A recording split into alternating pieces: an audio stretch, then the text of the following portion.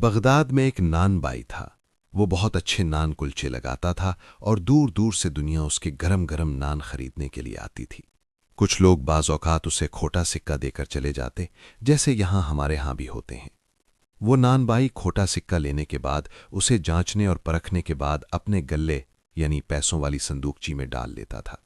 کبھی واپس نہیں کرتا تھا اور کسی کو آواز دے کر نہیں کہتا تھا کہ تم نے مجھے کھوٹا سکہ دیا ہے، یا بے ایمانی کا طعنہ نہیں دیتا، بلکہ محبت سے وہ سکہ بھی رکھ لیتا تھا۔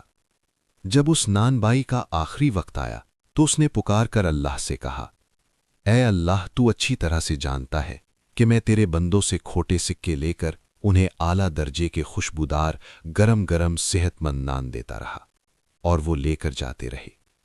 آج میں تیرے پاس جھوٹی اور کھوٹی عبادت لے کر آ رہا ہوں، وہ اس طرح سے نہیں جیسی تو چاہتا ہے۔ میری تجھ سے یہ درخواست ہے کہ جس طرح سے میں نے تیری مخلوق کو معاف کیا، تو بھی مجھے معاف کر دے۔ میرے پاس اصل عبادت نہیں ہے۔ بزرگ بیان کرتے ہیں کہ کسی نے اس کو خواب میں دیکھا تو وہ اونچے مقام پر فائز تھا اور اللہ نے اس کے ساتھ وہ سلوک کیا جس کا وہ متمنی تھا۔